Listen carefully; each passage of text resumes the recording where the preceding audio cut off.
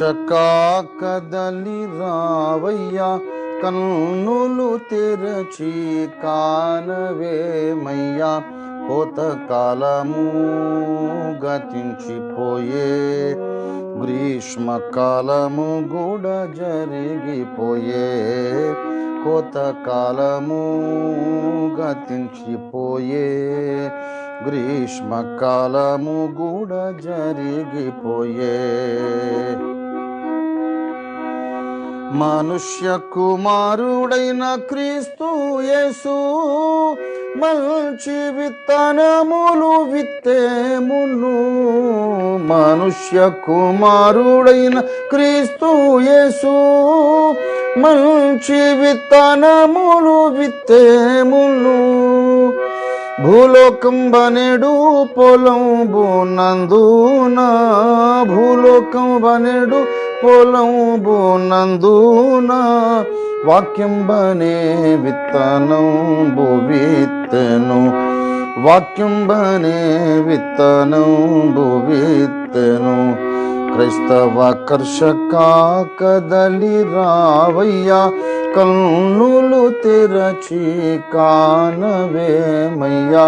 కోతకాలము గతించిపోయే, గ్రీష్మకాలము కూడా జరిగిపోయే. కోతకాలము గతించిపోయే, గ్రీష్మకాలము కూడా జరిగిపోయే. ఆదిమ క్రైస్తవ బోధకులు వేదనతో వాక్యంబు విత్తి, ఆదిమ క్రైస్తవ బోధకులు వేదనతో వాక్యంబు విత్తి, రోదనతోను రక్తంబును కార్చి, రోదనతోను రక్తంబును కార్చి, ప్రాణంబులను దానంబు చేసిరి, ప్రాణంబులను దానంబు చేసిరి. క్రైస్తవ కర్షక కదలి రావయ్యా, కన్నులు తెరచి కానవేమయ్యా. కోతకాలము గతించిపోయే, గ్రీష్మకాలము కూడా జరిగిపోయే. కోతకాలము గతించిపోయే, గ్రీష్మకాలము కూడా జరిగిపోయే. చల్లిన వాక్యము ఫలింపను, తొలకరి వర్షము కురిపించెను.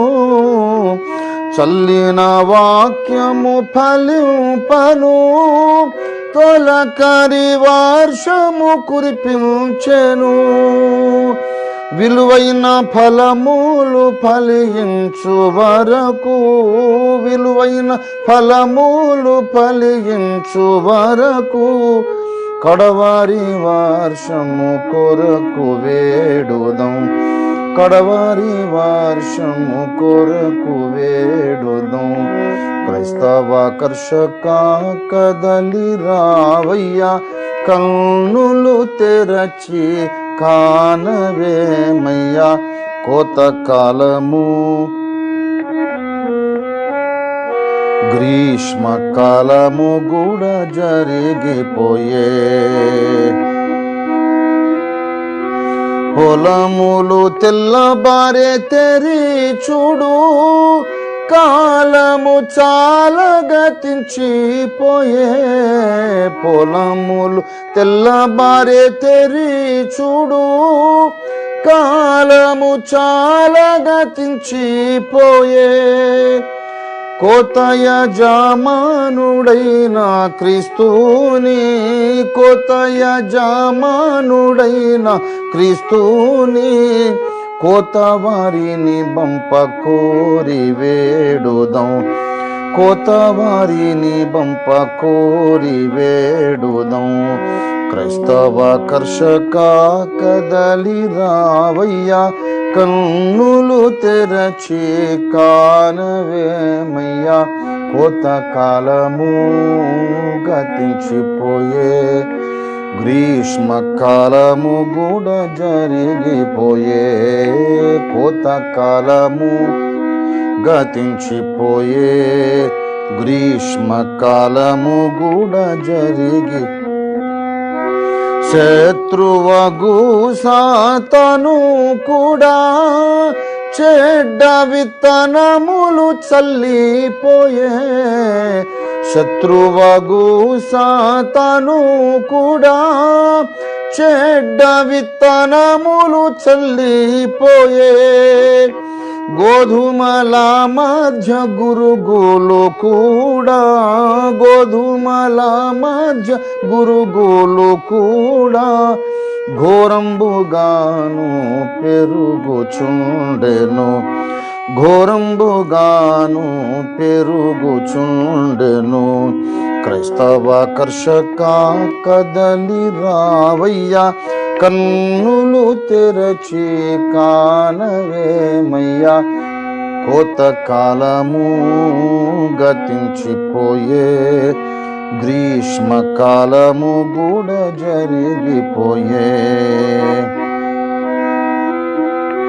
కన్నీళ్లతో విత్తు క్రైస్తవుడా, కలవరముందెదవెందులకు, కన్నీళ్లతో విత్తు క్రైస్తవుడా, కలవరముందెదవెందులకు, సంతోషముతో సంగీతాలతోను, సంతోషముతో సంగీతాలతోను సాగిపోవుదము ఆగిపోకను, సాగిపోవుదము ఆగిపోకను. క్రైస్తవ కర్షక కదలి రావయ్యా, కన్నులు తెరచి కానవేమయ్యా, కోతకాలము గతించిపోయే, గ్రీష్మకాలము కూడా జరిగిపోయే. ప్రతివాని జీతము పట్టుకొని ప్రభు యేసు త్వరగా వచ్చుచుండే, ప్రతివాని జీతము పట్టుకొని ప్రభు యేసు త్వరగా వచ్చుచుండే, ఆనంద బాష్పాలు ఆయానే తుడువా, ఆనంద బాష్పాలు ఆయానే తుడువా, హల్లెలూయాయని ఆనందించేదం, హల్లెలూయాయని ఆనందించేదం. క్రైస్తవ కర్షక కదలి రావయ్యా, కన్నులు తెరచి కానవేమయ్యా, కోతకాలము గతించిపోయే, గ్రీష్మకాలము కూడా జరిగిపోయే, కోతకాలము గతించిపోయే, గ్రీష్మకాలము కూడా జరిగిపోయే. దేవునికి స్తోత్రం, హల్లెలూయా. దేవునికి మహిమ కలుగునుగాక, హల్లెలూయా. ప్రభునందు నాకు అత్యంత ప్రియులారా, దేవుని వాక్యంలోనికి మనం వెళదాము. ఎందుకంటే ఆలస్యంగా మనం మొదలు పెట్టుకున్నాము కాబట్టి అది ఇంకా ఎక్కువ పాటలు పాడుకోకుండా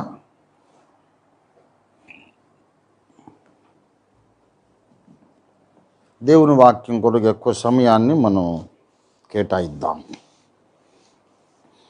మన దేవుడు నమ్మదగిన వాడు, ఆపత్కాలమందు నమ్ముకోదగిన సహాయకుడు ఆయన.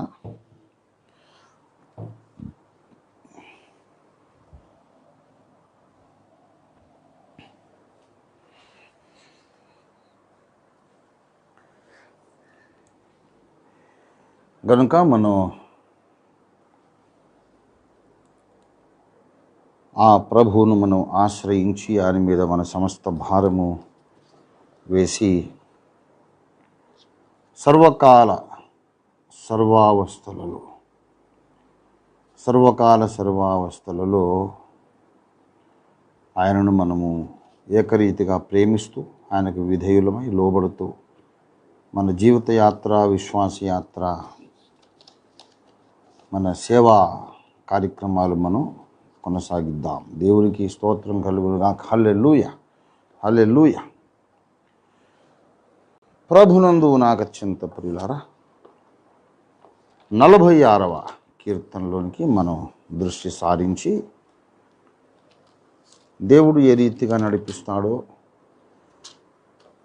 ఆయన పరిశుద్ధాత్మ నడిపింపు ప్రకారం వాక్యాన్ని ధ్యానించి ప్రత్యక్షత పొందటానికి నూతన తీర్మానం చేసి దేవుని చిత్తానుసారమైన మార్గంలో నడవడానికి మనం ఇష్టపడదాం, సన్నద్ధులమై ఉందాం. ఇది శనివారం ప్రార్థన కూటము. అందుచేత ఒక డీప్ బైబిల్ స్టడీ లాగా, లెంగ్దీ బైబిల్ స్టడీ, చాలా సుదీర్ఘమైన వాక్య పరిశోధన తరగతిగా దీన్ని మనం నిర్వహించడం అవసరం లేదు. అలాగ ఉండకూడదు. రూల్ ప్రకారం, పద్ధతి ప్రకారం అయితే. అయినప్పటికీ కూడా పరిశుద్ధాత్మ దేవుడు అన్ని రూల్స్కు అతీతుడు, అన్ని ఆనవాయితీలకు, సాంప్రదాయాలకు ఆయన అతీతుడు, సర్వాతీతుడు. దేవుడు అన్నిటికీ ఆయన పైగా ఉన్నవాడు గనుక ఆయన చిత్తమే జరుగును కాక. 46వ కీర్తన మొదటి వచనమే చదువుతాడు. దేవుడు మనకు ఆశ్రయమును దుర్గమునై ఉన్నాడు, ఆపత్కాలములో ఆయన నమ్ముకొనదగిన సహాయకుడు. దేవుడు ఈ వచనమును మన వినికిడిలో ఆశీర్వదించినట్టు చిన్న ప్రార్థన చేసుకుందాం. ప్రేమ కలిగిన మా యేసయ్యా, నీ బంగారు పాదములకు స్తోత్రములయ్యా. మా ఆశ్రయ దుర్గమా, మా విమోచకుడా, మా సహాయకుడా, మా జీవిత సర్వస్వమా, నీకు వందనాలు. ఒక వారమంతా మా మీద క్షేమంగా దాటిపోయేసి, ఇదిగో ఈ వారాంతమున శనివారము నీ పాద సన్నిధిలో మేము కూర్చుండి నీ మాటలు, నీ స్వరమును వినడానికి మా హృదయ భారము నీ పాదముల చెంత కుమ్మరించుకొని, మా వేదన, మా బాధ, మా సమస్య, మా అక్కర నీకు తెలియజెప్పుకొని నీ నుండి పరిష్కారము, దీవెన పొందటానికి మాకిచ్చిన ఈ మరొక శనివారపు వారాంతపు విజ్ఞాపన సమయము కొరకు నీకు వందనాలు చెల్లిస్తున్నాం. ఇక్కడైతే మీ దాసుడు ఒక్కడే, అయితే మా ప్రభువా సహాయం చేసే ఒకరిద్దరు బిడ్డలు మేమిక్కడున్నాం అంతే. కానీ నీ సన్నిధిలో ఈ కూటములో ఇప్పుడు కొన్ని వందల మంది ఉన్నారు కనుక నీకు స్తోత్రం. ఈ లాక్డౌన్ లేనప్పుడు ఇన్ని వందల మంది కూడుకోలేదు, ఇప్పుడు కూడుకుంటున్నాం. ఇది నీ యొక్క అద్భుత కార్యము తండ్రి, నీకే స్తోత్రాలు. ఇప్పుడు మీరు మాతో మాట్లాడండి, మమ్మల్ని సిద్ధపరచండి, అన్నిటికీ సిద్ధపరచండి. రేపు ఆరాధనకు సిద్ధపరచండి, ముందున్న జీవిత పోరాటానికి సిద్ధపరచండి. యేసు పరిశుద్ధ నామములో స్తుతించి ప్రార్థిస్తున్నాం తండ్రి. ఆమేన్, ఆమేన్, ఆమేన్. క్రీస్తునందు నాకు అత్యంత ప్రియులారా, ఆంధ్ర క్రైస్తవ కీర్తనలలో ఏ పాట ఎత్తుకున్నా, ఏ పాట ప్రస్తావించినా పురుషోత్తం చౌదరి గారు రాసిన పాట అని జనం అనుకోవడం, ఎత్తి చెప్పటం అలవాటుగా, ఆనవాయితీగా వస్తుంది. ఎందుకంటే ఆంధ్ర క్రైస్తవ కీర్తనలో చాలా పాటలు ఆ కీర్తనల గ్రంథంలో చాలా ప్రామినెంట్ పాపులర్ సాంగ్స్ ఆయనే రాశారు. చౌదరి పురుషోత్తమ కవీంద్రులు. అందుచేత ఇక అందులో ఏది ఉన్నా సరే ఆయన పాటే అని అనుకోవడం సామాన్య ప్రజానీకానికి అలవాటు. కానీ ఆయన కాదు, ఇంకా వేరే మిక్కిలి సమీల్ గారు, బేతాళ జాన్ గారు, యషియా వీర మార్టిన్ గారు, ఇంకా చాలా రావూరి రంగయ్య గారు, రావూరి లక్ష్మయ్య గారు, పులిపాక జగన్నాథం గారు, ముంగమూరి దేవదాసయ్య గారు, డాక్టర్ ఏవి మాసిలమణయ్య గారు, ఇంతమంది పాటలు ఉన్నాయి అందులో. కానీ జనరల్గా ఆంధ్రప్రదేశ్ కీర్తనలు అనగానే ఇది కూడా పురుషోత్తమ చౌదరి గారే రాశారు అని అనుకోవడం జనాలకు ఆనవాయితీగా వస్తుంది. అదే రీతిలో, అదే పద్ధతిలో, అదే ఒరవడిలో కీర్తనల గ్రంథము అనగానే దావీదు కీర్తన అనేయడం బోధకులకు అలవాటు, విశ్వాసులకు అలవాటు. అయితే అది mistake. It is not a blunder. Mistake అన్నా బ్లండర్ అన్నా ఒకటే, కానీ తీవ్రత ఎక్కువ అన్నమాట. పర్వాలేదులే, పెద్ద హానికరం కాదు అన్న పొరపాటును మిస్టేక్ అంటాం. కానీ చాలా ఇంతలా బ్లండర్, అది చాలా పెద్ద మిస్టేక్ అయితే తీవ్రమైన కొట్టవచ్చినట్టు కనపడే అనేక మంది గాబరా పడిపోయేటటువంటి పొరపాటు అయితే ఇట్స్ ఎ బ్లండర్ అంటాం. కీర్తనల గ్రంథంలోంచి ఏ కీర్తన ఎత్తుకున్నా దావీదు మహారాజు దావీదు కీర్తన అని అనడము చిన్న మిస్టేక్. అది పెద్ద బ్లండర్ ఏమీ కాదు. అయితే మనం యాక్యురసీ కొరకు చెప్పుకోవాలి, ఈ కీర్తన కోరహు కుమారులు రాసిన కీర్తన. 42వ కీర్తన కూడా వారిదే, 46 కూడా వారిదే, 84వ కీర్తన కూడా వారు రాసిన, కోరహు కుమారులు రాసిన కీర్తన. 73వ కీర్తన ఆసాపు రాసిన కీర్తన. కొన్ని సొలొమోను రచించిన కీర్తనలు ఉన్నాయి. అలాగా ఎజ్రాహీయుడైన హేమాను ఏతాను రాసిన ఆ కీర్తనలు కూడా ఉన్నాయి. సరే, ఎవరు రాస్తేనేమి, రాయించిన వాడు పరిశుద్ధాత్మ దేవుడు అనుకుంటే ఇక గొడవే లేదు. ఎవరు రాసినా పెద్దగా మనకు వాళ్ళ యొక్క ఐడెంటిటీతో పెద్దగా నిమిత్తం లేదు. కానీ when you go into deeper study, correct identity of the author కూడా తెలుసుకొని ఉంటాం, మనకు చాలా మేలుకరంగా కూడా ఉంటుంది. ఇప్పుడు కోరహు కుమారులు అనే స్పృహతో, ఆ జ్ఞాపకంతో ఈ కీర్తనను మనం ధ్యానం చేస్తే టోటల్గా ఆ ధ్యానము దిశ వేరే ఒక డైరెక్షన్లోకి వెళ్ళిపోతుంది. ఆ ధ్యానం, ఇఫ్ యూ సింప్లీ థింక్ ఎవరో ఒక ప్రాఫిట్, ఎవరో ఒక రచయిత, ఎవరో ఒక భక్తుడు, అభిషేకుడు ఎవరో రాశారు, ఐ సింప్లీ డోంట్ మైండ్ అనుకుంటే నీ ధ్యానము ప్రయాణించే ఒక డైరెక్షన్ వేరు. కాదు, పర్టికులర్లీ ద సన్స్ ఆఫ్ కోరహు కుమారులు రాశారు అనేది నేను గుర్తు పెట్టుకుంటాను అని కనుక ఈ కీర్తనను ధ్యానం చేయటం మొదలు పెడితే ఇంకా ఎక్కడికి వెళ్ళిపోతుంది నీ ధ్యానం.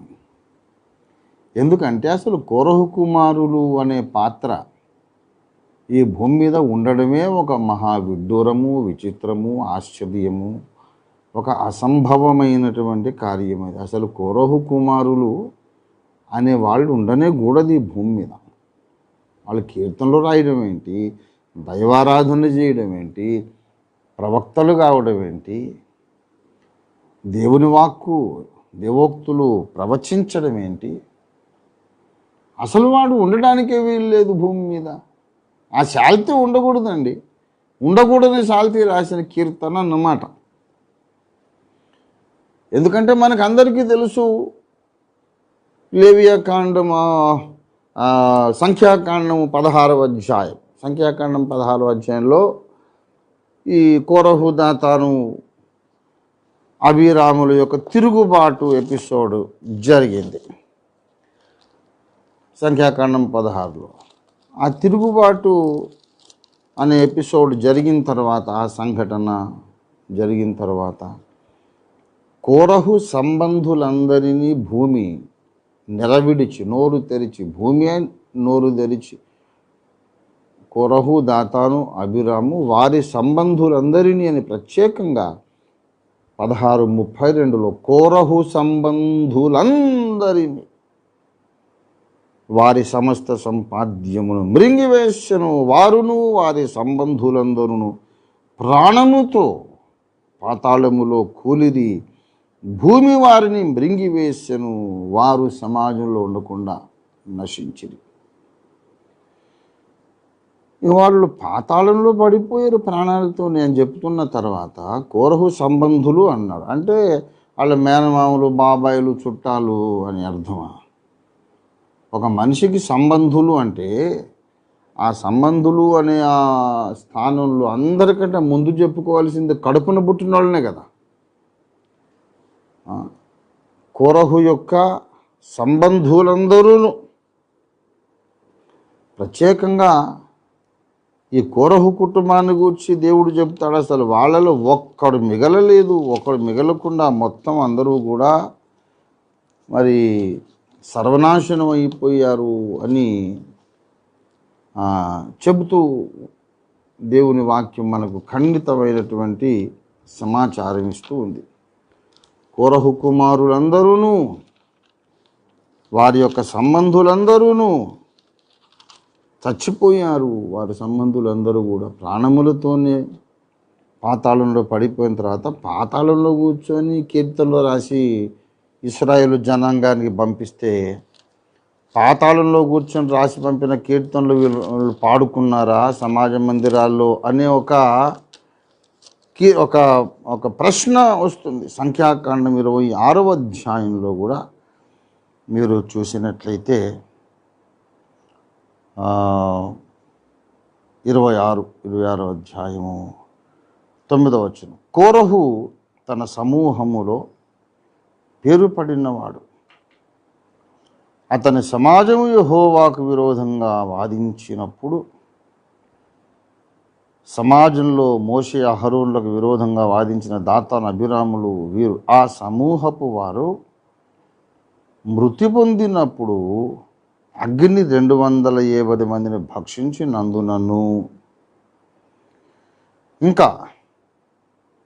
భక్షించినందునను భూమి తన నోరు తెరచి వారిని కోరహును మృంగివేసినందునను వారు దృష్టాంతములైరి. అయితే 11వ వచనం కీలకము. అయితే కోరహు కుమారులు చావలేదు. అక్కడ 16:32లోనేమో సంఖ్యాకాండం 16:32లోనేమో కోరహు సంబంధులందరూ ప్రాణములతోనే పాతాళములో కూలిరి. 26:11లోనేమో అయితే కోరహు కుమారులు చావలేదు. వాళ్ళు రాసినటువంటి కీర్తన 46వ కీర్తన. దేవుడు మనకు ఆశ్రయము దుర్గమునై ఉన్నాడు. ఆపత్కాలములో ఆయన నమ్ముకొనదగిన సహాయకుడని చెప్పడానికి ఎవరికైనా అర్హత ఉంటే, అనుభవ సాక్ష్యం ఎవరికైనా ఉంటే, అత్యంత భయంకరమైన ఆపత్కాలములో దేవుని ఆశ్రయించి దేవుని కృపను పొంది బ్రతికి బట్టగట్టినటువంటి అనుభవం, నేపథ్యం, చరిత్ర ఎవరికైనా ఉంటే అందరికంటే మొదట వరుసలో ఉండేవాళ్ళు కోరహు కుమారులే. ఎందుకంటే వాళ్లను మొత్తం మింగేయమని దేవుని ఆజ్ఞ అయింది. పాతాళం అనేది భూగర్భంలో ఉంటుంది. పాతాళానికి దారి ఇక్కడి నుంచే, భూమి కింద నుండి.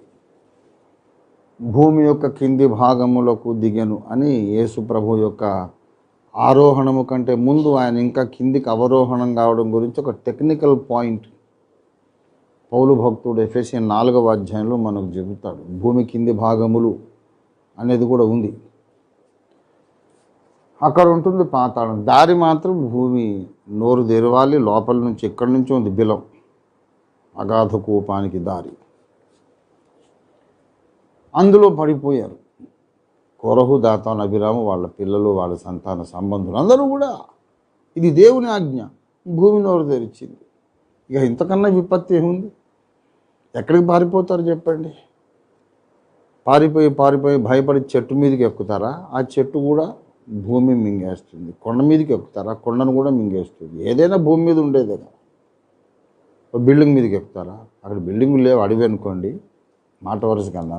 ఒకవేళ భవనం మీదకి ఎక్కితే ఆ భవనం కూడా మునుగుతుంది. కోట మీదకి ఎక్కితే కోట బురుజు అయితే ఆ బురుజును కూడా భూమి మింగుతుంది. వీళ్ళు పరిగెడుతున్నారు, భూమి అలాగ చీలిపోతూ ఆ చీలిక వాళ్ళని తరుముతూ వచ్చింది. మరి ఎలా బ్రతికారు?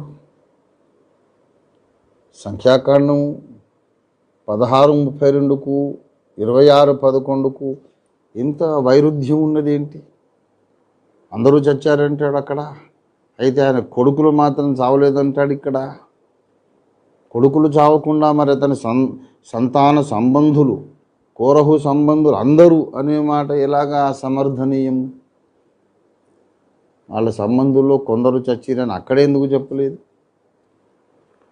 ఇక్కడ ఒక మర్మము, ఒక గూఢమైన సంగతిని పరిశుద్ధాత్మ దేవుడు బయలుపరుస్తున్నాడు. ఎలా బ్రతికారయ్యా మీరు అని అడిగితే వాళ్ళు చెప్తారు, మేము దేవుణ్ణి ఆశ్రయించి బ్రతికిపోయాం. ఎలా ఆశ్రయించారో వాళ్ళు చెప్పే కీర్తన, కోరహు కుమారుల మరొక కీర్తన 84.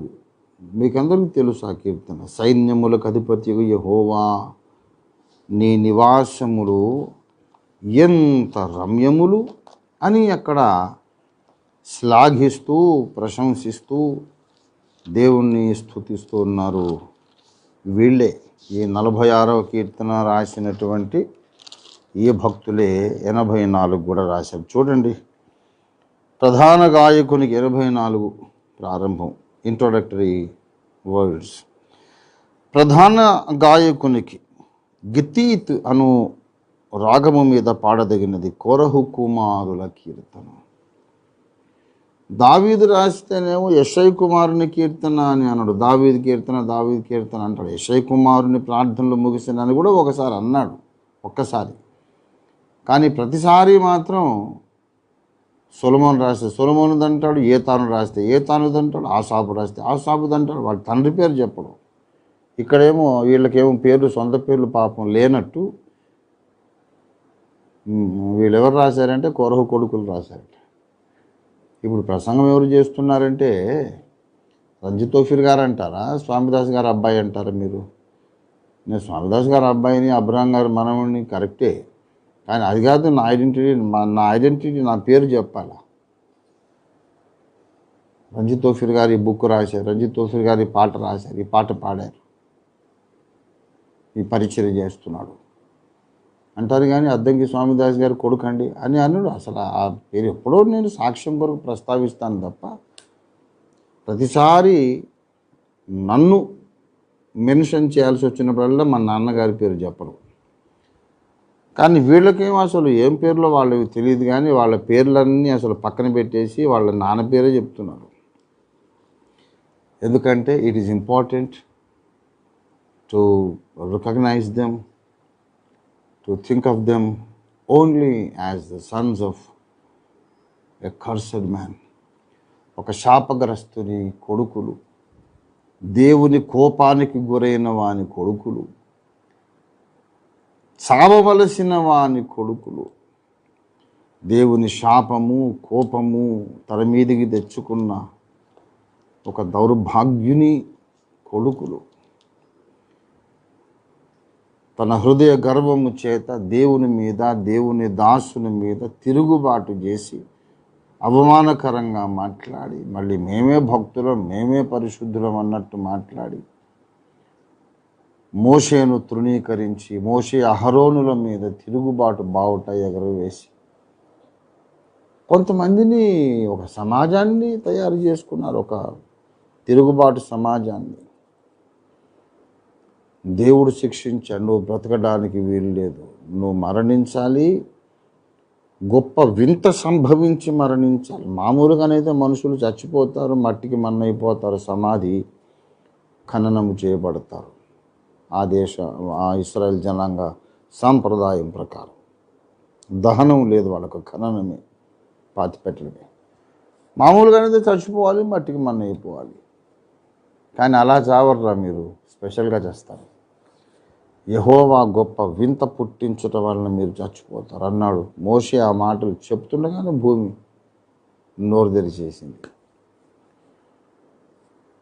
దేవుని చేత మరణ దండనకు గురైన వాని కొడుకులు వీళ్ళు. వాళ్ళ నాన్నగారు మరణదండన విధించబడ్డమే కాదు, ఆయన కడుపును పుట్టిన పాపానికి వీళ్ళు చావాల్సి వచ్చింది. ఎందుకు నాన్న ఇంత పని చేశావు? ఎందుకు వచ్చిన గొడవ మిగతా వాళ్ళందరూ ఊరుకొని ఉండలేదా? దేవుడు మోషేని పంపించాడు. మోషే ద్వారా ఎన్నో అద్భుతాలు చేయించాడు. మోషే ద్వారా మనందరినీ ఫరో యొక్క ఉక్కు సంకెళ్ళలో నుండి, బానిస సంకెళ్ళలో నుంచి దేవుడు మనల్ని విడిపించాడు, ఇంత దూరం నడిపించాడు. ఆనాడు ఐగుప్తులో మనము దాస్యంలో మ్రగ్గుతున్నప్పుడు మరి కోరహు, దాతాను, అభిరాములు మరి ఎందుకు విమోచకులు కాలేకపోయారు? ఎందుకు లీడర్లు కాలేకపోయారు? ఎందుకు ఫరోతో మాట్లాడలేకపోయారు? ఎర్ర సముద్రం దగ్గర ఎందుకు నోరు మూసుకొని పడున్నారు? మరి అప్పుడు ఎందుకు ఎర్ర సముద్రం చీల్చలేకపోయారు? సమస్యలన్నీ వచ్చినప్పుడేమో మోసే కావాలి, నోరు మూసుకొని ఉంటారు మీరు. సమస్యలన్నీ తీరిపోయి మనం ఒక లైన్లో పడి ముందుకు వెళుతున్నప్పుడు ఇంకా మీ లీడర్షిప్ వద్ద అక్కర్లేదు, మేమందరం పరిశుద్ధులమే అంటారా? ఎందుకు నాన్న ఇంత పని చేశావు? ఇప్పుడు నీవు నీ మీదకి నీ ప్రాణాలకు ముప్పు తెచ్చుకున్నావు. నీ కడుపును పుట్టిన పాపానికి మేము చావాల్సి వచ్చింది కదా అని నాన్నగారితో ఆర్గ్యూ చేద్దాం అనుకున్న లోపల వాడు పడిపోయాడు, లోపలికి పోయాడు. ప్రాణములతోనే అగ్ని జ్వాలల్లో పాతాళంలో పడిపోయాడు. మరణం చూడకుండా హనోకు పరలోకానికి వెళ్ళాడు. ఇంకెప్పటికీ చచ్చిపోడు. అక్కడ ఉండడానికి అవసరమైనటువంటి శరీరం ఆటోమేటిక్గా హనోకు వచ్చేసింది. అలాగే మరణం చూడకుండా ఏలియా పరలోకానికి వెళ్ళిపోయాడు. పరలోకంలో ఉండటానికి అవసరమైన అక్షయ దేహం ఆటోమేటిక్గా ఏలియాకు వెళుతుండగానే వచ్చేసింది. అగ్నిరథంలో వెళుతుండగానే వచ్చేసింది. దానికి రివర్స్లో వీళ్ళు మరణం రుచి చూడకుండానే అసలు ఎప్పటికీ చచ్చిపోరు. ఇక వాళ్ళు అగ్నిగుండంలో పడిపోయారు. చూసారా ప్రియులారా? సరే, వాడి కర్మ, వాడు తప్పు చేశాడు, చచ్చాడు. చచ్చాడంటే ఈ లోకానికి వేరైపోయి నిత్య శిక్షలో పాల్గొన్నాడు, అయిపోయింది. మరి ఇప్పుడు మేము మా పరిస్థితి ఏంటి అని ఈ పిల్లలు నలుగురు అనుకోండి, లెక్క ఈజీగా ఉండటానికి, అనయ్య పరిగెత్త, తమ్ముడు పరిగెత్తరా అంటే పరిగెడతా ఉన్నారు. ఎక్కడికి పరిగెత్తాలి? పాళెంలో ఎక్కడికి పరిగెత్తినా, పాళెమును దాటి పొలిమేర సరిహద్దులు దాటి అడవిలో ఎక్కడికి పరిగెత్తినా భూమి మీద ఉన్నాయి కాళ్ళు. పరిగెడతా ఉన్నారు. అందులో చిన్నోడికి ఒక మంచి తలంపు వచ్చింది. చిన్నోడికే అని చెప్పడం నాకు ఇష్టం. ఎందుకంటే నేను మా ఇంట్లో చిన్నోడిని అయినందుకు కాదు, కానీ బైబిల్లో చిన్నవాళ్లను దేవుడు వాడుకుంటూ వచ్చాడు. యోసేపు చిన్నవాడు, దావీదు చిన్నవాడు, అలాగే కడసారిగా పుట్టిన వాళ్ళని దేవుడు వాడుకుంటూ వచ్చాడు. ఈ కొరవ కుమారులో చిన్నోడికి ఒక ఐడియా వచ్చి ఉంటుంది. అన్నయ్య, ఓ పని చేద్దాం, మనం ఎక్కడికి వెళ్ళినా సరే చెట్టును ఎక్కితే చెట్టును మింగేస్తుంది భూమి, కొండపైకి అయితే కొండను మింగేస్తుంది. ఎక్కడికి వెళ్ళినా భూమి మింగుతుంది. భూమి మింగడానికి దానికి దమ్ములు చాలనటువంటి విషయం ఒక్కటి ఉంది, ఒక వస్తువు ఉంది. దేన్నైనా మింగుతుంది ఈ భూమి. కానీ భూమి మింగడానికి దానికి గుండెలు చాలవు. అటువంటి ఒక్క వస్తువు ఉంది. మనం మళ్ళీ పాలెంలోకి వెళదాం, ప్రత్యక్ష గుడారపు ఆవరణలోకి వెళదాం. అక్కడ దేవుని బలిపీఠం ఉంది. ఆ బలిపీఠము కొమ్ములను ఆశ్రయించి, యెహోవా దేవా, అబ్రహాము, ఇస్సాకు, యాకోబుల దేవా, నీవే శరణం, అన్యథా శరణం నాస్తి, కనికరిస్తే మమ్మల్ని బతికించు తండ్రి, కరుణించు అని దేవునికి మొరపెట్టుకుందాం. మా నాన్నగారు చేసిన తప్పుతో మేము ఏకీభవించడం లేదు. మా నాన్న తప్పే చేశాడు, మాకు అది ఇష్టం లేదు. నీవు పంపిన నీ దాసుని మేము గౌరవిస్తాం, లోబడతాం. మా నాన్న చేసిన తప్పుకు మమ్మల్ని శిక్షించకు నాయనా, కరుణించు, క్షమించు అని ఆ బలిపీఠపు కొమ్ములను పట్టుకొని వాళ్ళు దేవునికి మొరపెట్టుకున్నారు. అక్కడి దాకా భూమి నోరు తెరిచి వచ్చి మింగుదాం అనుకుంది. అక్కడికి వచ్చేసరికి భూమి, నాకు తెలుసు, భూమిని సృష్టించినటువంటి యెహోవా దేవుని బలిపీఠం అది. భూమికి ధైర్యం జారలేదు, తలెత్తి చూసి యెహోవా దేవా నా సృష్టికర్త, మింగమన్న వీళ్ళని, మింగుదామంటే వీళ్ళేమని బలిపీఠాన్ని పట్టుకున్నారు. ఏం చేయమంటావు మింగనా? మళ్ళీ నా మీద తప్పు మోపొద్దు. మింగమంటే మింగేస్తా, కానీ నీ స్పెషల్ ఆర్డర్స్ నాకు కావాలా, నీ స్పెషల్ పర్మిషన్ కావాలా. మామూలుగా ఇంకెక్కడైనా ఉంటే మింగేస్తాను, కానీ ఇక్కడ మాత్రం నీ స్పెషల్ పర్మిషన్ కావాలి. ఏం చేయమంటావు అని భూమి పైకి చూసింది. నోరు మూయమన్నాడు దేవుడు. నోరు మూసుకో. ఏంటి నా బలిపీఠాన్ని మింగుతావి నువ్వు? నోరు మూసుకోమన్నాడు. బ్రతికిపోయేవరా నాయన, అమ్మయ్య బ్రతుకు జీవుడా అని ఆ బలిపీఠ కొమ్ములు వదిలేసి కొంచెం పక్కకు పోసి మళ్ళీ భూమి నోరు తెరుస్తుంది. అయ్యి బాబు అన్నయ్య, మనం ఈ బలిపీఠాన్ని పట్టుకొని ఉంటేనే మనకు క్షేమం. పక్కకి వెళ్ళామా అది బలిపీఠాన్ని మాత్రమే ముట్టుకోదు, మింగదు భూమి. ఈ మిగతా ఎక్కడున్నా మనకు సేఫ్టీ లేదు, మన ప్రాణాలకు గ్యారంటీ లేదు. మరి ఏం చేద్దాం అంటే, తమ్ముడు ఇంకెక్కడికి వెళ్ళొద్దు, మనం ఇక్కడే అడ్డా, ఇక్కడే మన యొక్క నివాసం, ఇక్కడే మనం ఏర్పాటు చేసుకుందామని ప్రత్యక్ష గుడారమును విడిచి రాకుండా బ్రతికినా ఇక్కడే, చచ్చినా ఇక్కడే అని గుడారపు సేవకు అంకితం అయిపోయినారు. గనుకనే ఈ కోరహు కుమారులు 84వ కీర్తన రాసినప్పుడు ఏమన్నారు అంటే 3వ వచనములో, నీ బలిపీఠము నొద్దనే పిచ్చుకలకు నివాసము దొరికెను, పిల్లలు పెట్టుటకు వాన కోవెలకు గూటి స్థలము దొరికెనన్నాడు. 2 కీలకమైనటువంటి క్లూస్ ఉన్నాయి అసలు ఈ పిచ్చుకలు అంటే ఏంటో మనం గ్రహించడానికి. మొట్టమొదటి విషయము దహన బలిపీఠము. అక్కడ మాంసము, ఎముకలు ఇటువంటి బలిద్రవ్యాలు పెడితేనే ఆ వేడికి బలిపీఠము మీద అగ్ని నిత్యము మండుతుండవలెనని ఆజ్ఞ కూడా ఇచ్చాడు దేవుడు. ఈ మాంసఖండములు, ఎముకలు జంతువధ జరిగినప్పుడు, జంతు బలి చేసినప్పుడు జరిగినప్పుడు ఈ మాంసం, ఎముకలు భస్మమైపోతాయి, బూడిదైపోతాయి. అంత వేడి ఉన్నటువంటి బలిపీఠం దగ్గర పిచ్చుకలకు నివాస స్థలము, గూటి స్థలము దొరికెను. పిచ్చుకలకు నివాసము దొరికెను. పిచ్చుకలు ఉంటాయండి, అంత వేడికి బూడిద చేసేస్తుంటే అక్కడ కూర పిచ్చుకపోయి ఉంటే మాడిపోదు, ఫ్రై అయిపోదు, బొగ్గు అయిపోదు, బూడిదైపోదు. పిచ్చుకలకు అక్కడ గూడు పెట్టుకోవడానికి అక్కడే స్థలం దొరికిందా? ఇంకెక్కడైనా చెట్టు మీద ఎక్కడైనా చల్లగా ఆహ్లాదంగా క్షేమంగా ఉండే ప్రదేశంలో ఈ నిప్పులు గట్రా లేని చోట పెట్టుకుంటాయి అవి గూళ్ళు. బలిపీఠం దగ్గర నిప్పుల్లో ఎందుకు గూడు కట్టుకుంటాయి పిచ్చుకలు? అంతేకాదు వానకోవెల, కోవిల అనే మాటకు కూడా కోయిల అనే అర్థం కూడా ఉంది. వానకోయిల అన్న అదే అర్థం. అంటే బాగా తీయటి పాట పాడుతుంది అన్నమాట. వసంత ఋతువు ప్రవేశించినప్పుడు తేనె ధార తాగిన అటువంటి తీయటి కంఠంతో కుహూ కుహూ అని కోకిల గానం చేస్తుంది. అలాంటి వానకోవెలకు గూటి స్థలము దొరికి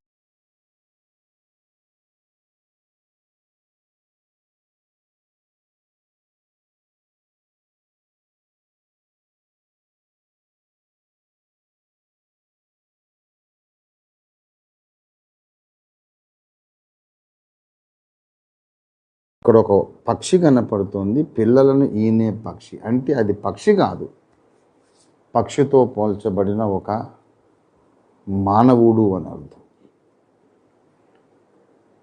ఆ మానవుడు ఎటువంటి వాడంటే చక్కని పాటలు పాడతాడు. దేవునికి స్తుతిగానములు చేస్తే ఎంత మధురాతి మధురంగా పాడతాడో చెప్పలేము. కోకిల కంఠంతో దేవునికి మధురాతి మధురమైన, బహురమ్యమైన, మనోహరమైన స్తుతిగానములు పాడే భక్తుడు అక్కడికి వచ్చి అక్కడే గూడు పెట్టుకున్నాడు, అక్కడే నివాసం, అక్కడే తన జీవితం గడిపాడు. అక్కడే పిల్లలు పుట్టేశారు. ఎవరు వీళ్ళు? ఎందుకు బలిపీఠాన్ని పట్టుకున్నారు? బలిపీఠం దగ్గర వీళ్ళు పిచ్చుకలకు అన్నాడు, ప్లూరల్. బలిపీఠంలో పిచ్చుకలకు నివాసం అన్నాడు. వీళ్ళు ఆ బలిపీఠం దగ్గరికి ఎందుకు వెళ్ళారు అంటే, భూమి నెర విడిచి మింగడానికి ప్రయత్నం చేస్తున్నప్పుడు, ఆ భూమి యొక్క నోరు తెరిచినప్పుడు భూమి మృంగేయకుండా తప్పించుకోవడానికి వాళ్ళకు దొరికిన ఒకే ఒక్క మార్గం, ఒకే ఒక్క ఆధారం బలిపీఠమును ఆశ్రయించుట. బలిపీఠము మీద రక్త ప్రోక్షణం ఉన్నది అనగా రక్తమును ఆశ్రయించి, బలి కర్మకాండ ఆశ్రయించి దేవుని కోపాగ్నిని తప్పించుకొని బ్రతికిపోయిన ధన్యజీవులు అన్నమాట. ఇప్పుడు కోరహు కుమారులు = నిర్వచనం చెప్తున్నాం. కోరహు కుమారులనగా మరణదండన పొందిన ఒక అవిధేయుని పిల్లలు, బ్రతకడానికి హక్కు లేనటువంటి పిల్లలు, మరణపాత్రుడైన ఒక తిరుగుబాటుదారు, ఒక నేరస్తుడు, దేవుని మీద తిరుగుబాటు చేసిన ఒక నేరస్తుడి యొక్క పిల్లలు. వీళ్ళు చావవలసిన వారే. కానీ బలిపీఠమును ఆశ్రయించి, రక్తమును ఆశ్రయించి దేవుని యొక్క కృపను పొందినవారు, దేవుని ప్రేమను పొందినవారు. కాబట్టి కోరహు కుమారులు ఏ పొజిషన్లో ఉన్నారో భూమి మీద ఇప్పుడు ప్రతి క్రైస్తవుడు అదే పొజిషన్లో ఉన్నాడు. ప్రతి క్రైస్తవ స్త్రీ అదే పొజిషన్లో ఉంది. నీవు నేను మనమందరం, మన నాన్నగారు కూడా ఇంతటి వాడే, కొరహు లాంటి వాడే. ఆదాము చేసిన తిరుగుబాటు అని బైబిల్ ప్రస్తావిస్తుంది. దేవుని మీద తిరుగుబాటు చేశాడు, అవిధేయుడయ్యాడు. కోరహు అవిధేయుడు, ఆదాము అవిధేయుడు. కోరహు తిరుగుబాటుదారుడు, ఆదాము తిరుగుబాటుదారుడు. కోరహును బట్టి అతని పిల్లల మీదకి మరణశిక్ష వచ్చింది. ఆదాము తిరుగుబాటును బట్టి అతని పిల్లలమైన మనందరికీ, సకల మానవ జాతికి, మానవ కోటికి మరణశిక్ష సంక్రమించింది వారసత్వంగా. ఇప్పుడు తండ్రి పాపమును బట్టి చావవలసి వచ్చినప్పుడు ఆ పిల్లలు చేయాల్సిన పనేంటో చేసి చూపించారు. దృష్టాంతరీత్యా, సాదృశ్య రీతిగా ఈ కోరహు కుమారులు. వాళ్ళు పరిగెత్తి బలిపీఠాన్ని పట్టుకునేదాకా తప్పించుకునే మార్గం లేకపోయింది. నీవు నేను కూడా దేవుని కోపాన్ని తప్పించుకోవాలంటే మాత్రం మనము బలిపీఠమును ఆశ్రయించాలి. మనకొక బలిపీఠం ఉన్నది, వాళ్ళకో బలిపీఠం ఉన్నది, మనకొక బలిపీఠం ఉన్నదని పౌలు భక్తుడు హెబ్రీ పత్రిక 13వ అధ్యాయంలో చెబుతాడు. 13:10 హెబ్రీ 13:10 మనకు ఒక బలిపీఠం ఉన్నది, దాని సంబంధమైన వాటిని తినుటకు గుడారములో సేవ చేయవారికి అధికారం లేదు. మనకొక బలిపీఠం ఉన్నది. నేను అందుకే మరలిరండి దైవజనమా, ప్రభుని పిలుపుదే తరలిరండి అనే పాటలో రాశాను. సిల్వయను బలి పీఠముపై మన రక్షణకై యేసే బలియాయెను. సిల్వయను బలి పీఠముపై మన రక్షణకై యేసే బలియాయెను. ఆయన కొరకై మీ జీవితమును పానార్పణముగా ధారపోయగా, సమర్పణతో తీర్మానముతో బలిపీఠమునిక కట్టి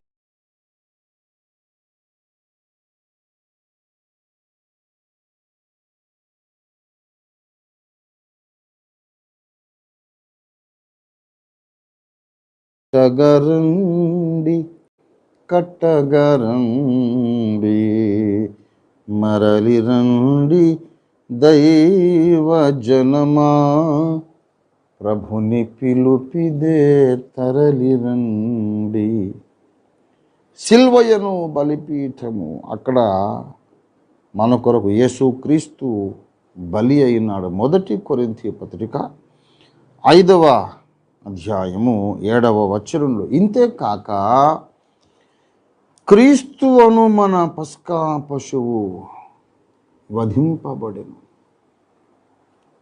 యేసు ప్రభువు వారు మన కొరకు బలి అయినటువంటి స్థలము సిలువ అనే బలిపీఠం. యెషయా గ్రంథము 53వ అధ్యాయంలో కూడా యేసునాథుని బలిని గురించి మాట్లాడుతాడు ప్రవక్త యెషయా 53:10, అతడు తన్ను తానే అపరాధ పరిహారార్థ బలి చెయ్యగా అతని సంతానము చూచును. దేవుని బిడ్డలారా, యేసుక్రీస్తు అనే మన పస్కా పశువు వధింపబడెను. అతడు తన్ను తానే అపరాధములను పరిహరించుట కొరకైన బలిగా అర్పించుకున్నాడు. ఇంకా చాలా చోట్ల బైబిల్ గ్రంథంలో ఉంది.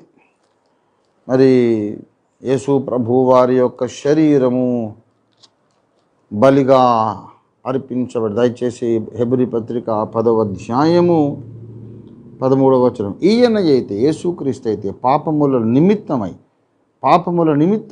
సదాకాలము నిలుచు ఒక్క బలిని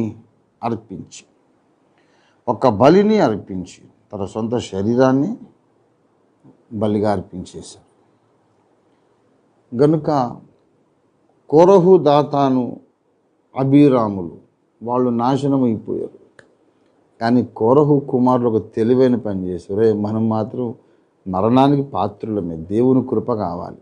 ముందు మనం బ్రతకాలంటే మాత్రం ఇంకా మన చమత్కారం, మన తెలివి, మనకున్నటువంటి టాలెంట్స్, మనకున్నటువంటి జ్ఞానము, పలుకుబడి ఎందుకు పనికి రాదు? దేవునికి కోపం వచ్చింది, మన ఆటలేవి సాగవురా. బలిపీఠం ఒక్కటే మనకు దిక్కు అనుకుని వెళ్ళి బలిపీఠాన్ని ఆశ్రయించారు. బలిపీఠము దగ్గరే నివాసం ఉన్నారు. వాళ్ళ శేష జీవితాలు బలిపీఠము దగ్గరనే గడిపేశారు. అక్కడే పిల్లలు పుట్టారు. ఆ పిల్లలే కీర్తనలు రాసి అంటారు,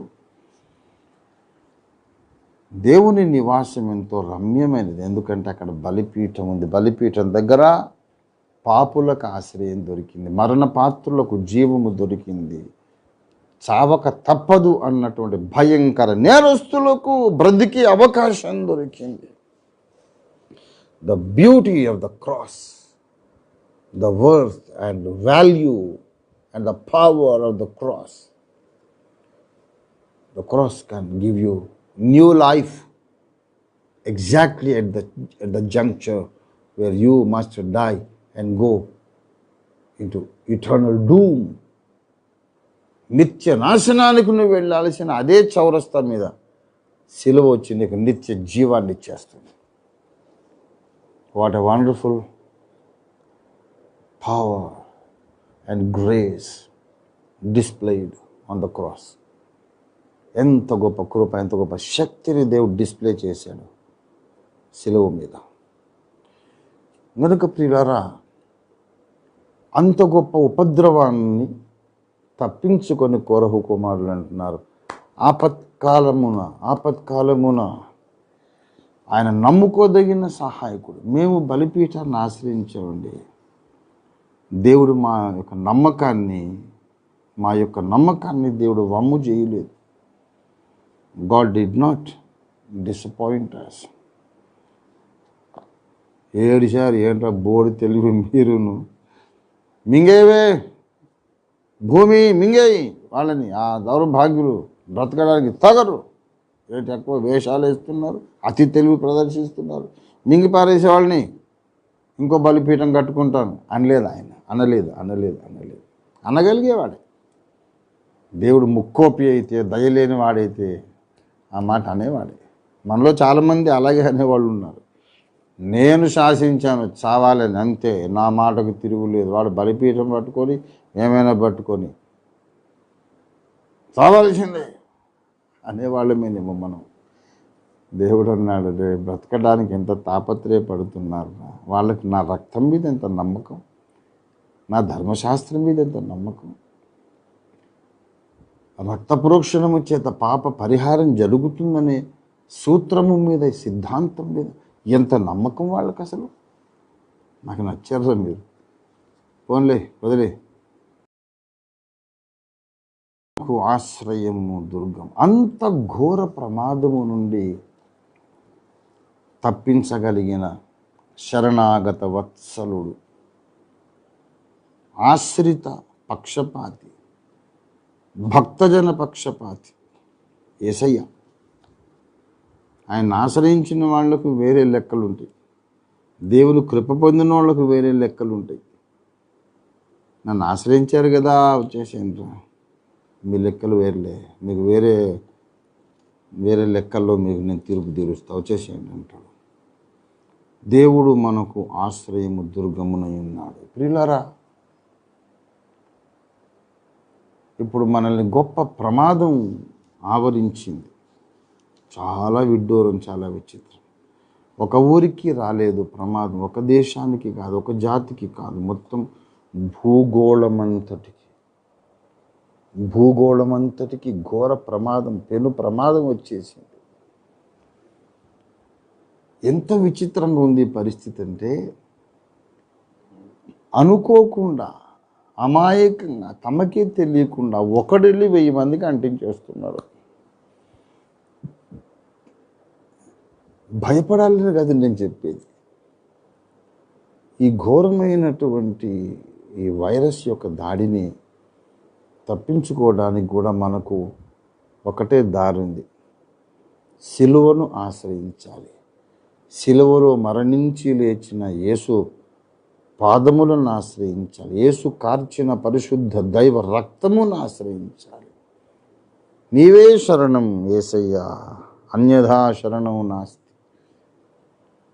డాక్టర్లే గనక దీనికి మందు కనిపెట్టాలంటే, వ్యాక్సిన్ కనిపెట్టాలంటే కనీసం 2.5 సంవత్సరాలు పడుతుందట. 2.5 సంవత్సరాలు భూగోళం మీద అసలు మనుషులు ఉండాలా, ఉండక్కర్లేదా? కానీ భయపడొద్దు, దేవుణ్ణి మనం ఆశ్రయిద్దాం. దేవుని యందు విశ్వాసం ఉంచండి. దేవుని యందు విశ్వాసం ఉంచుతున్నారు కదా, నా యందు కూడా విశ్వాసం ఉంచండి అన్నాడు యేసయ్య. యోహాను సువార్త 14వ అధ్యాయం ప్రారంభ వచనాల్లో చెబుతాడు, మీరు కలవరపడకండి, మీరు భయపడకండి, దేవుని యందు మీరు విశ్వాసం కలిగి ఉన్నారు కదా, నజరేయుడగు యేసు అని నేనున్నాను, నా మీద కూడా నమ్మకం ఉంచండి, నేను కాపాడుతాను మిమ్మల్ని. ప్రియులారా, మనం మోకరించి ప్రార్థన చేయాల్సిన అవసరం ఉంది. ప్రభువా, మా లోకమును రక్షించు, మా ఊరిని, మా దేశాన్ని, భూలోకమును రక్షించు. ఈ భయంకరమైన ప్రమాదము నుండి ఆయన తప్పించడమే కాదు, తన ప్రజలకు గొప్ప మేలు చేసి వారిని బలపరిచి సమాజమంతా వాళ్ళను భయపడి గౌరవించే స్థితికి వారిని హెచ్చించి అప్పుడు ఈ ఉపద్రవాన్ని దేవుడు తీసివేయడానికి సమర్థుడు ఆయన. మనం అనుకుంటున్నాం, ఎందుకు ఇలాగ రావాలి, మా పెళ్ళిళ్ళు ఆగిపోయినాయి, పేరెంటాలు ఆగిపోయినాయి, ఈవెంట్స్ ఆగిపోయినాయి, బర్త్డే ఫంక్షన్స్ ఆగిపోయినాయి, సువార్త సభలు, బహిరంగ సభలు ఆగిపోయినాయి. రే బాబు, అవన్నీ జరగడం కంటే మించిన గొప్ప మేలు ఏదో దేవుడు నీకు చేస్తున్నాడు. అది మనకు తర్వాత అర్థమవుతుంది, ఇప్పుడు అర్థం కాదు. త్వరలోనే ఈ ప్రమాదం పోతుంది, దేవుడు తీసేస్తాడు, జరుగుతుంది. దేవుడు అలా చేస్తాడు. మనం ఎవరితోనూ ఫైట్ చేయలేము, మనం కేసులు పెట్టినా లాభం లేదు, గొడవలు చేసే తత్వం మంది కాదు. మన వాళ్ళు ధర్నాలు గిర్నాలంటే ముందే అసలు రారు. ప్రార్థన చేయాలండి, మనం ధర్నాలు చేయొద్దంటారు, ప్రార్థన కూడా చేయరు, కానీ ఈ మాట అయితే తప్పించుకుంటారు. అలాంటి నేపథ్యంలో తన సమాజమును ఏ రీతిగా దేవుడు పరిరక్షించుకుంటాడు, ఆయన మార్గాలు ఆయనకున్నాయి, ఆయన లెక్కలు ఆయనకున్నాయి. మనము భయపడము అన్నాడు. మనం భయపడము. ఈ 46వ కీర్తనలో మీరు చూసినట్టయితే కొన్ని ప్రత్యేకమైన మాటలు మనం గమనిద్దాం. ఆపత్కాలములు అంటే ఇప్పుడున్న ఆపత్కాలమే. ఆపత్కాలములో ఈ బైబిల్లో ఉన్న దేవుడు, శిలువలో మరణించి లేచిన యేసునాథుడు నమ్ముకోదగిన సహాయకుడు. 2వ వచనంలో కావున ఇంత నమ్మకమైన దేవుడు మనకున్నాడు కాబట్టి భూమి మార్పు నొందినను, నడి సముద్రములో పర్వతములు మునిగినను, వాటి జలములు ఘోషించుచు నురుగు కట్టి, అంటే ప్రపంచ ప్రళయాన్ని ఇక్కడ అభివర్ణిస్తున్నాడు. పర్వతములు అంటే చాలా ఎత్తైన కొండలు, మనం ఎరిగినటువంటి వింధ్య పర్వతాలు, ఆల్ప్స్ పర్వతాలు, హిమాలయ పర్వతాలు, ఇవి భూమట్టానికి చాలా ఎత్తున ఉంటాయి.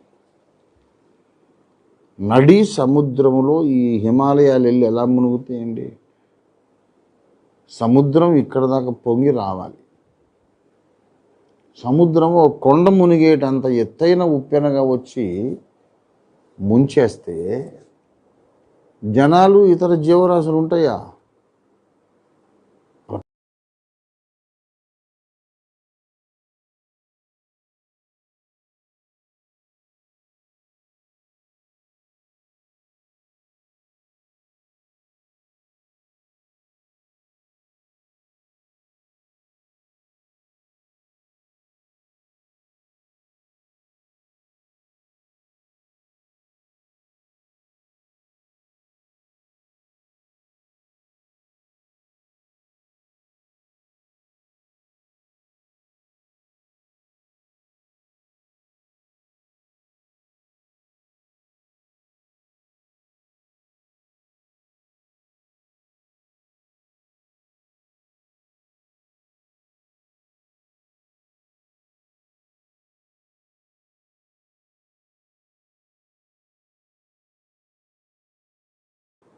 సూర్యుడు అలా ఉదయిస్తాడు. కొన్ని సంవత్సరాలు ఎంజాయ్ చేసావు ఈ దృశ్యాన్ని. ఒకరోజు పొద్దున్నే అయింది, సూర్యకిరణాలు పడలేదు. అడిగితే ఎవరో చెప్పారు, అబ్బాయి ఇప్పుడు నీ గుమ్మానికి ముందుగా ఇంతకాలం తూర్పు ఉండేదండి, ఇప్పుడు తూర్పు ఇటు కాదు అటు ఉంది, దిక్కులు మారిపోయినాయి, ఇప్పుడు మీ ఇల్లు వెస్ట్ ఫేసింగ్ అండి, లేకపోతే సౌత్ ఫేసింగ్, అసలు ఇది ఈస్ట్ కానే కాదు. అలాంటి భూమి నువ్వు నిద్రపోయినప్పుడు ఇలా తిరిగిపోయింది అని చెప్పాడు అనుకో, నీకు అప్పుడు ఎలాంటి ఫీలింగ్ ఉంటుంది? మతిపోతుంది అసలు. బలహీనుడైతే, గుండె బలహీనత ఉన్నవాడైతే ఢామ్మని గుండాకి చేస్తాడు. కొంతమంది పిచ్చెక్కొచ్చు, పిచ్చాసుపత్రిలో అడ్మిట్ అయ్యే పరిస్థితి రావచ్చు. భూమి మారిపోయిన అంటే నీకు అలవాటైనటువంటి పరిసరాలు, పర్యావరణం నువ్వు ఊహించడానికి వీలు లేనంతగా కొత్త పరిస్థితుల్లోనికి మార్చబడ్డా కూడా, కొత్త మార్పులు సంభవించిన మనం భయపడం. ఎందుకంటే దేవుడు ఉన్నాడు. సిలువలో మన కొరకు మరణించినటువంటి యేసు ఉన్నాడు. మరణమును గెలిచి లేచిన పునరుద్ధానుడైన నజరేయుడైన యేసు మనకున్నాడు. భూమే చీలి నిన్ను మింగుదాం అన్నా సరే అక్కడ పడకుండా నిన్ను కాపాడగలిగి యేసు ప్రభువు వారు తనను ఆశ్రయించే వారి కొరకు ఎంత గొప్ప కార్యాలైనా చేస్తాడు. దేవుని మీద భారం వేయాలి, యేసు మీద భారం వేయాలి, చింతలన్నీ వదిలేయాలి. ఇలారా మన చింత యావత్తు యేసయ్య మీద మోపాలి. అక్కడ ఏం చెబుతున్నాడంటే, ఆఖరణ ఒక మాట 7వ వచనంలో యాకోబు యొక్క దేవుడు మనకు ఆశ్రయమై ఉన్నాడు. 11వ వచనంలో యాకోబు యొక్క దేవుడు మనకు ఆశ్రయమై ఉన్నాడు. దేవుడు మనకు ఆశ్రయము అంటే ఆశ్రయము అయినటువంటి దేవుణ్ణి మనం ఏం చేయాలంటే మనం ఆశ్రయించాలి, ఆయన శరణు జొచ్చాలి. ఏమండి, నీవే శరణు నీవే శరణు, నాకు ఇంకొక దిక్కు లేదని ఆయన పాదాలు పట్టుకొని ఆయనకు అప్పగించుకోవాలి. నన్ను బ్రతికించినా చంపినా నీ చిత్తమే, నన్ను, నా కుటుంబాన్ని, నా సంఘాన్ని, నా బిడ్డలను ఏం చేస్తావో చేయను, నీకు అప్పగించుకుంటున్నాను అని దేవుని మీద మొత్తం భారమంతా వేసి ప్రార్థన చేయడం కొరకే దేవుడు మన జీవితాల్లో ఈ పరిస్థితులు రానిచ్చాడు. ఇంత ఉపద్రవం వచ్చినప్పుడే నువ్వు ప్రార్థన చేయకపోతే మరి ఎప్పుడు చేస్తావు చెప్పు నాకు కొంచెం, ఇంకెప్పుడు చేస్తావు? ఇంత ఘోరమైన పరిస్థితుల్లోనే ఉపవాసము లేదు, ప్రార్థన లేదు, బైబిల్ చదవడం లేదు, దేవుని సన్నిధిలో కనిపెట్టడం లేదు, నిన్ను నీవు పరీక్షించుకోవడం లేదు.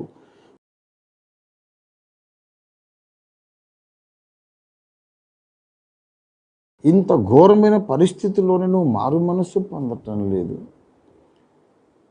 నీ జీవితాన్ని, నీ మార్గాలను చక్కదిద్దుకోవటానికి నువ్వు ప్రయత్నం చేయటం లేదు. ఇది మొదలుకొని ఒక నూతన మార్గంలో కనీసం ఇప్పుడైనా నీవు దేవుని వైపు తిరగడం లేదు. ఇంకెప్పుడు తిరుగుతారు?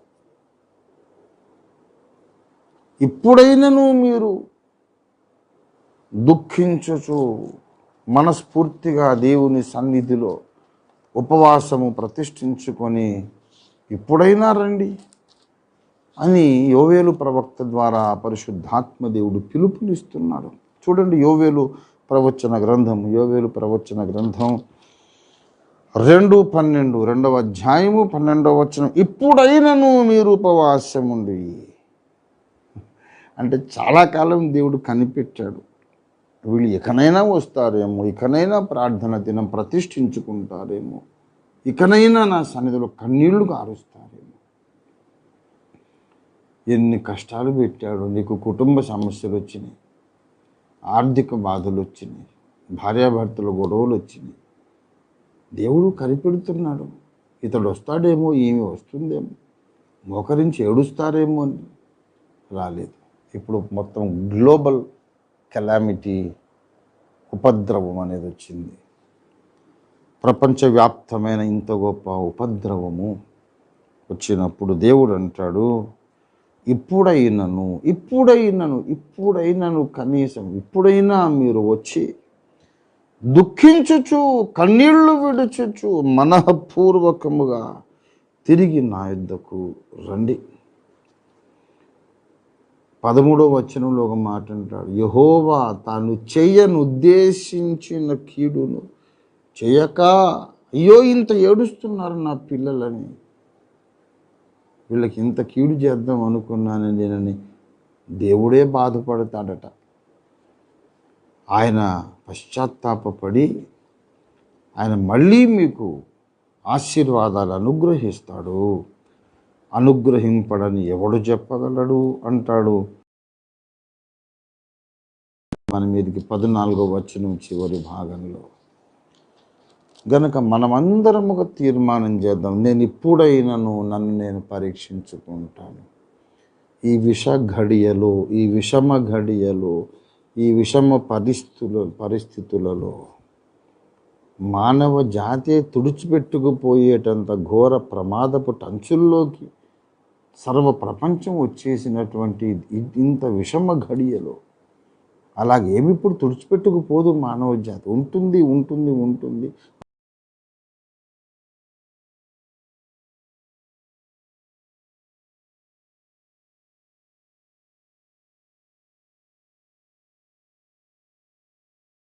మరి కొంతకాలం సమయం ఉండదని నేను చెప్తాను నా మొదటి నుండి.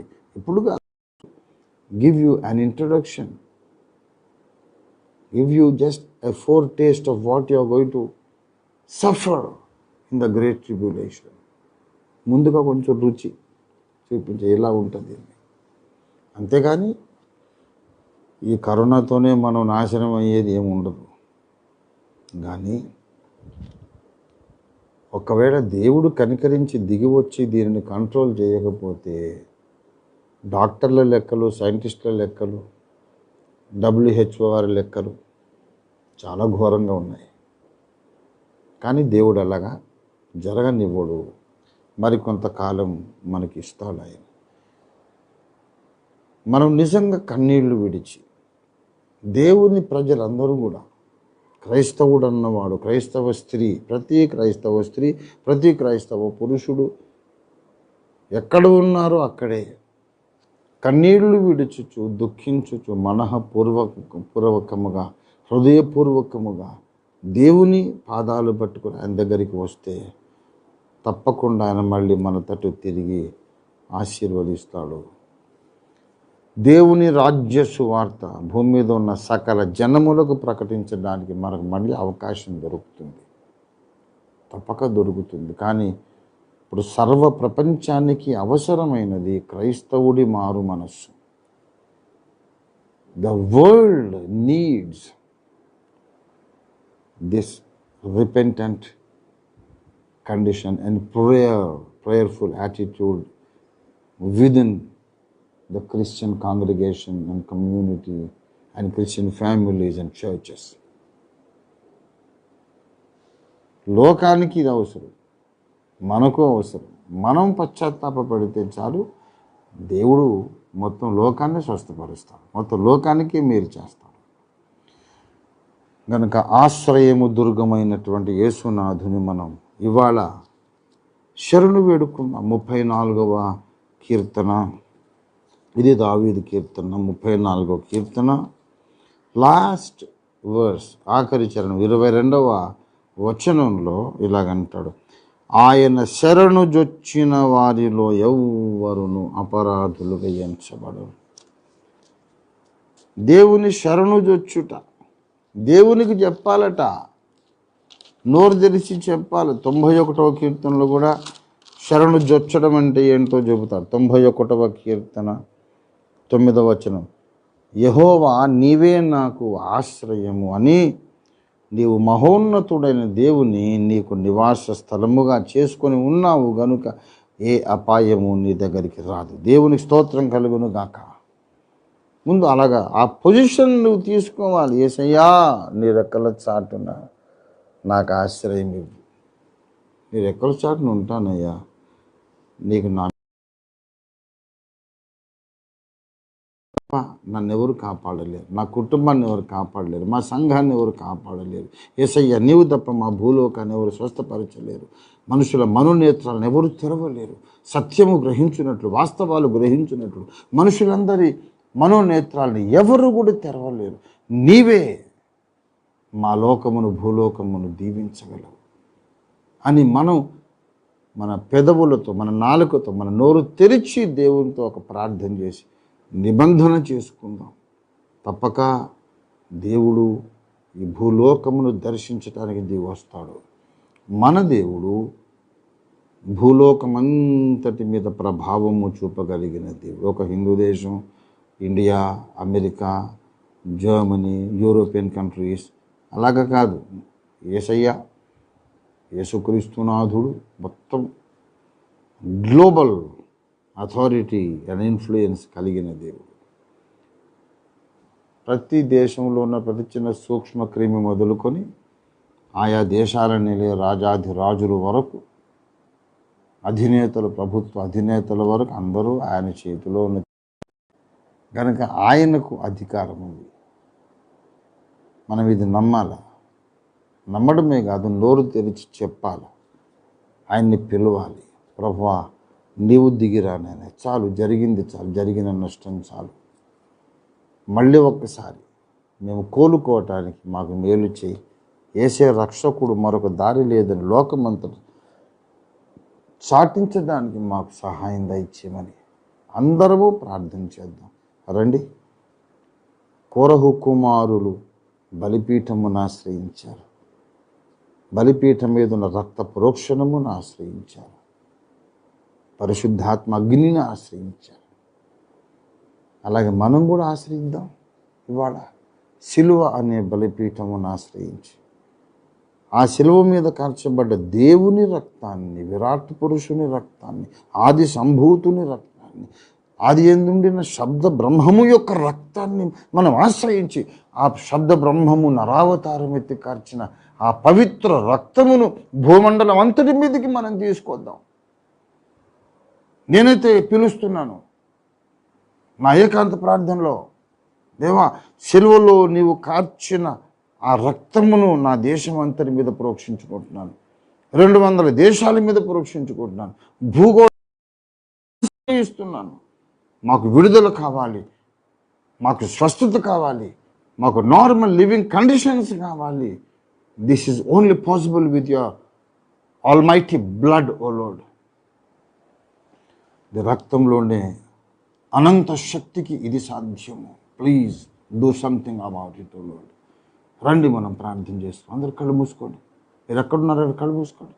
స్త్రీలైతే ముసుగేసుకోండి, పురుషులైతే మామూలుగా మోకరించండి.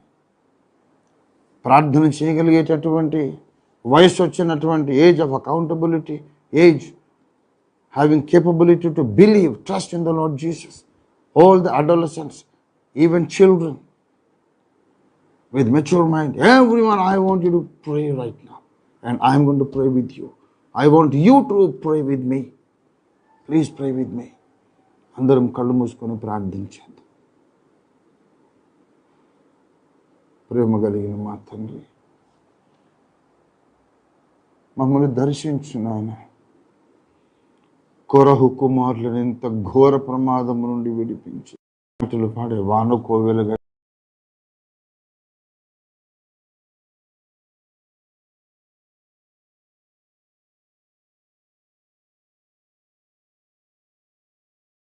ఆయన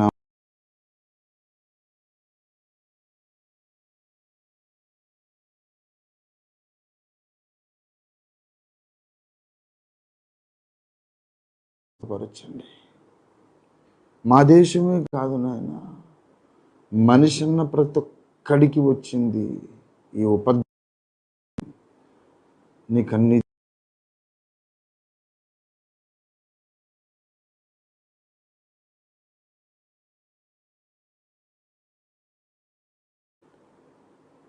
సర్వ విశ్వమును నీ మహత్తు గల మాట చేత సృష్టించి, నిర్మాణము చేసి, నిర్వహణ చేసి, పరిపాలిస్తూ ఈ దశకు తీసుకొచ్చే విశ్వ చరిత్రను ఇదంతా నీవు ముందుగానే చెప్పి చేస్తున్నావు నాయన. ప్రసంగి గ్రంథం 12లో మీరు చెప్పారు, దుర్దినములు వస్తున్నాయి, ఈ దినములలో ఇక నాకు సంతోషమే లేదని నువ్వు చెప్పి రోజులు వస్తున్నాయని నువ్వు చెప్పావు. దుర్దినములు రాకముందే, ఇక వీటి యందు నాకు సంతోషం లేదని నువ్వు చెప్పు రోజులు రాకముందే నీ సృష్టికర్తను స్మరణకు తెచ్చుకోమన్నావు. అప్పుడు మేము వినిపించుకోలేదు. చాలామంది వినిపించుకోలేదు నాయన. సృష్టికర్త మాకెందుకు? సృష్టి కావాలి, సృష్టించబడ్డ ఈ ప్రకృతి కావాలి, ఈ లోకములో ధనము, సంపదలు, ఘనత, పదవులు, హోదాలు, సుఖాలు ఇవే కావాలి. వీటన్నిటిని చేసిన వాడు మాకెందుకన్న పరిస్థితిలో మనుషులు ప్రభువా భయము విడిచి, బరి తెగించి, విచ్చలవిడిగా నీకు విరోధమైన మార్గాల్లో నడుస్తూ వచ్చారయ్యా. ప్రభువా ఇప్పుడు నెల దాటింది. అయ్యో, ప్రజలందరూ కూడా, అధికారులు ధైర్యము చెడు కుప్పగూలిపోతున్న పరిస్థితి. ప్రభువా ఈ గడ్డు కాలములో మా దేశ ప్రధానమంత్రికి మీరు జ్ఞానమును అనుగ్రహించి సరైన విధంగా ఈ సమస్యను ఎదుర్కోవడానికి వారికి నీ శక్తి, సామర్థ్యము ఇంకనూ దాయిచేయండి. మా 2 తెలుగు రాష్ట్రాల ముఖ్యమంత్రులు, అలాగే ఉత్తరప్రదేశ్ ముఖ్యమంత్రి, వెస్ట్ బెంగాల్ ముఖ్యమంత్రి, మధ్యప్రదేశ్, మహారాష్ట్ర, జార్ఖండ్, ఛత్తీస్గఢ్, ఢిల్లీ, మణిపూర్, మేఘాలయ, అరుణాచల్ ప్రదేశ్, నాగాల్యాండ్, వెస్ట్ బెంగాల్, మా ప్రభువ కేరళ, కర్ణాటక, మా 2 తెలుగు రాష్ట్రాలు, తమిళనాడు, గుజరాత్, రాజస్థాన్, ప్రభువా 29 రాష్ట్రాలు, మా రాష్ట్రాల ముఖ్యమంత్రులను మీరు ఆశీర్వదించి ప్రభు సరిగా పరిపాలించడానికి, పరిపాలనే కాదు, సమాజ శ్రేయస్సు కొరకు, క్షేమం కొరకు ఏ రీతిగా నిర్వహణ చేయాలి, వారికి సామర్థ్యము, జ్ఞానం అనుగ్రహించండి. ప్రత్యేకంగా మా దేశ ప్రజల కొరకు మేము ప్రార్థన చేస్తున్నాం. వారి మేలు కోరి లాక్డౌన్ విధించినా కూడా లేకుండా మూర్ఖత్వాన్ని ప్రదర్శించి ఇంకా గుంపులు గుంపులుగా సంచరిస్తూ ఈ వైరస్ని వ్యాప్తి చేస్తున్నటువంటి అలాంటి మూర్ఖ ప్రజలకు కూడా మంచి మనసు ఇవ్వండి, జ్ఞాన హృదయం ఇచ్చేయండి. ప్రభుత్వం వారు విధించినటువంటి చట్టములను పాటించడమే జ్ఞానము, ఉల్లంఘించడం తెలివి తక్కువతనం.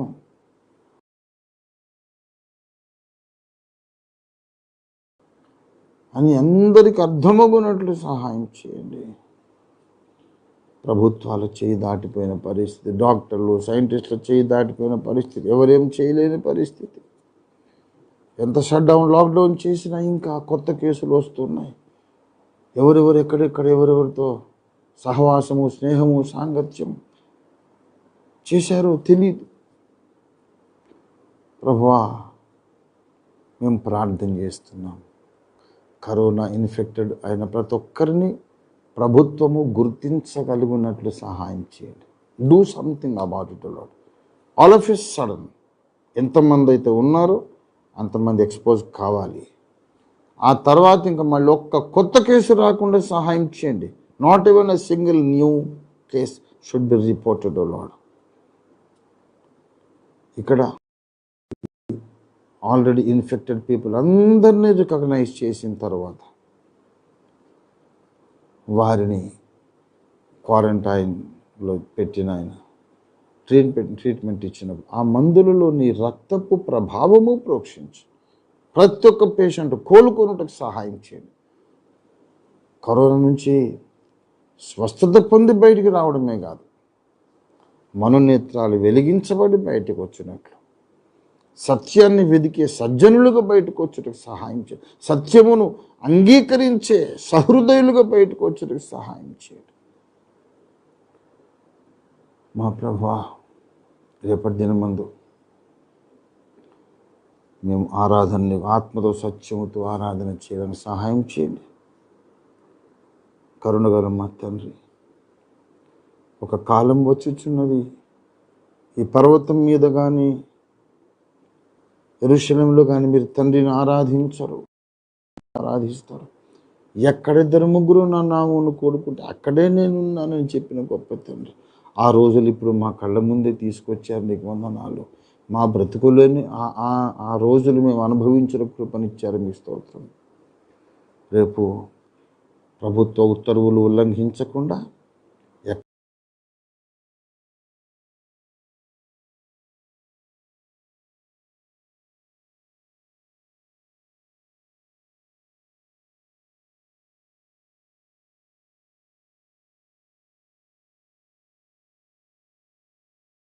మొదలుపెట్టి ఇంతకాలం మేము అహంభావానికి చోటిచ్చి అహానికి దాసులమై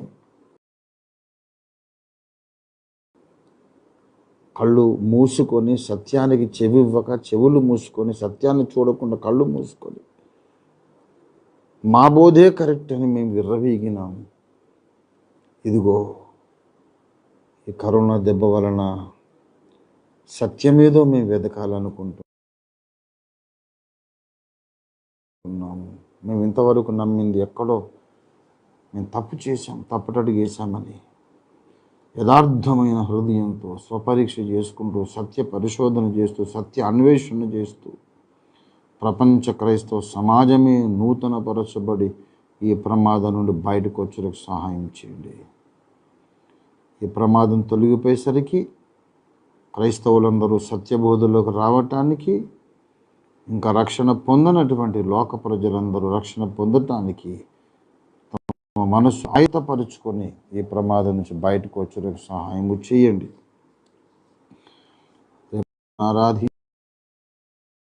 మీ యొక్క శరీరమును భుజించి మీ రక్తమును త్రాగి మేము నీకు ప్రీతికరంగా రేపు మరణాన్ని సన్నిధిలో మిమ్మల్ని ఆరాధించి ధన్యుల మగుటకు మా దేశమును గూర్చిన గొప్ప శుభవార్తలు, ఈ ఉపద్రవము, ఈ కరోనా వైరస్ అంతా తొలగిపోయింది విచిత్రంగా అనే గొప్ప శుభవార్తలు రేపు విని మేము గంతులు వేసి నాట్యమాడి మిమ్మల్ని ఆరాధించడానికి సహాయం చేయమని యేసు పరిశుద్ధ నామములో స్తుతించి ప్రార్థిస్తున్నాం తండ్రి, ఆమేన్. మన తండ్రి అయిన దేవాది దేవుని శాశ్వత ప్రేమయు, సర్వజగద్రక్షకుడిని యేసుక్రీస్తు నాథుని అనంత కృపయు, పరిశుద్ధాత్మ దేవుని తోడి దివ్య మనోహర సహవాసం చేరువచ్చిన మనకందరకు భూలోకమందున్న సకల భక్త కోటికి ఇప్పుడు ఎల్లప్పుడు సదాకాలము తోడండి. సంపూర్ణ విడుదలలోనికి, సంపూర్ణ ఆశీర్వాదంలోకి నడిపించును గాక. ఆమేన్, ఆమేన్.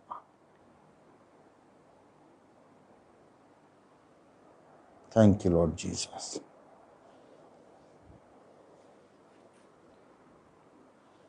హల్లెలూయా.